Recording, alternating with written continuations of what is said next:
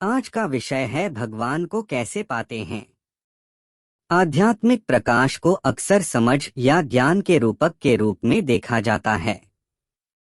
कुछ धार्मिक परंपराओं में इसे परमात्मा की भौतिक अभिव्यक्ति माना जाता है। दूसरों में इसे परमात्मा से जुड़ने के एक तरीके के रूप में देखा जाता है। जब हम परमात्मा से जुड़ते हैं तो हम अपने आप को असीमित संभावनाओं के लिए खोल देते हैं। हम प्रार्थना, ध्यान और योग सहित कई तरीकों से परमात्मा से जुड़ सकते हैं। जब हम परमात्मा से जुड़ते हैं तो हम ब्रह्मांड के साथ एक हो जाते हैं और हम आनंद, शांति और प्रेम का अनुभव कर सकते हैं। अध्यात्म एक व्यक्तिगत यात्रा है। ईश्वर को खोजने या उससे जुड़ने के कई तरीके हैं। एक, जिन्होंने दूसरों के लिए काम किया है। दो, कुछ लोग ईश्वर को प्रकृति के माध्यम से पाते हैं। वे पार्क में टहलने जा सकते हैं। तीन, समुद्र के किनारे बैठ सकते हैं या रात में तारे देख सकते हैं।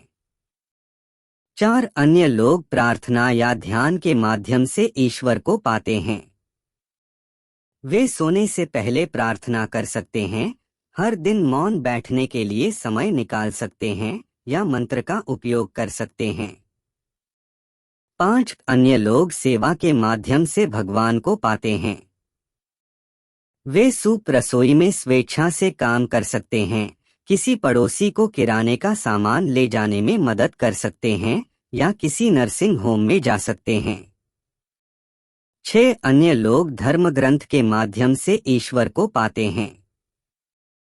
वे गीता, बाइबल या कुरान पढ़ सकते हैं या इन ग्रंथों की शिक्षाएं सुन सकते हैं।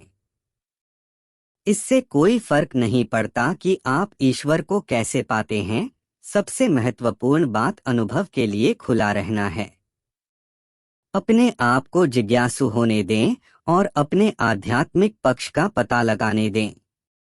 यदि आपके कोई प्रश्न हैं तो किसी ऐसे व्यक्ति से पूछने से न डरें जिस पर आप भरोसा करते हैं। भगवान कृष्ण को योग और गीता का सर्वोच्च शिक्षक कहा जाता है। गीता पर कृष्ण के कुछ उपदेश हैं। एक, गीता योग और मुक्ति के मार्ग की मार्गदर्शक है। 2, गीता अज्ञान के अंधकार से ज्ञान के प्रकाश की ओर एक यात्रा है। 3, गीता सिखाती है कि ब्रह्मांड ईश्वरीय इच्छा की अभिव्यक्ति है। 4, गीता आध्यात्मिक अनुभूति के उच्चतम रूप का मार्गदर्शक है। 5, गीता जीवन के सर्वोच्च सिद्धांत की मार्गदर्शक है।